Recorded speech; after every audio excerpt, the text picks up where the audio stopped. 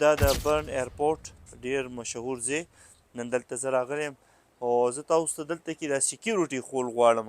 څومره امن دی، څومره خلک راتلی شي.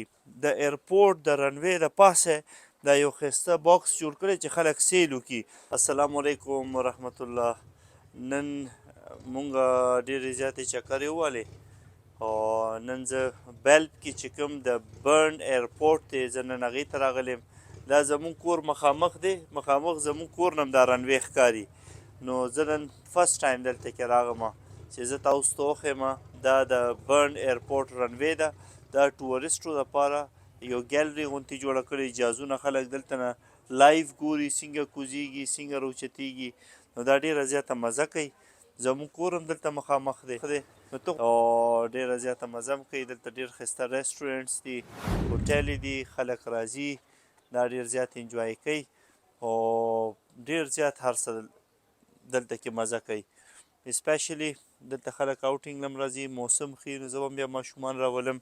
او دلته دا پرایویټ جیټس ډېر زیات راځي. دا وګورئ اوس هم دلته کې دا یو جهاز ولاړ دی، د دې G630 جهاز اوس هم دلته کې یو ولاړ دی.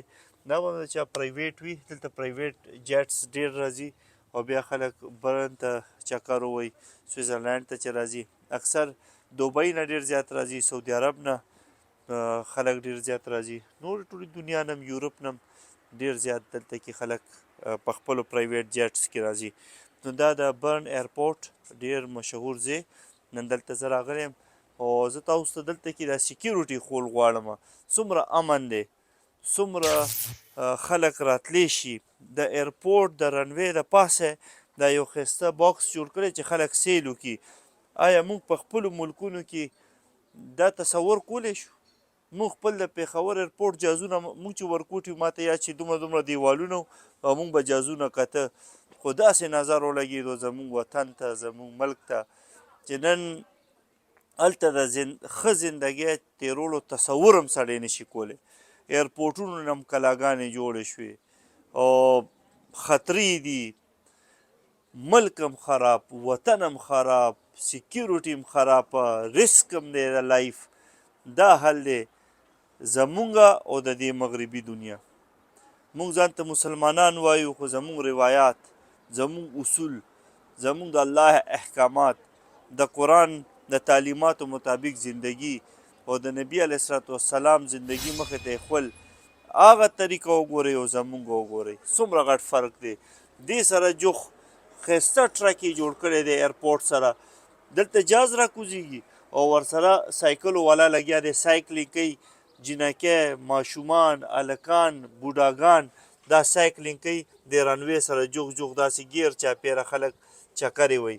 پیډسټرین دپاره، واک دپاره، منډې دپاره زبردست ټریکونه جوړ کړي، خلک پرې لګیا واکونه کوي. دا ورسره جوخت دا د ریسټورنټس دي، خلک راځي خپل فیملی سره، فرینډ سره او لګیا دي ښایسته خوراکونه وکړي، ښایسته ماحول کې کښېني، جهازونه هم کوزیږي، خیږي، هغه سیلونه هم وکړي. دلته د ماشوم ایجوکیشن څومره ښایسته دی.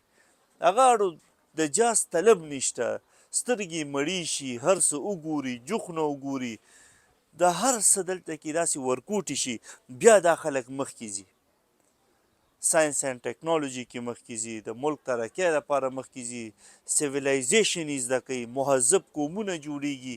دا هر څه هله کېږي چې کله ته داسې یو سټیټ ریاست ذمهواري خپله پوره کړي او امن ورکړي. امن ټولو نه لوی شی امن دی.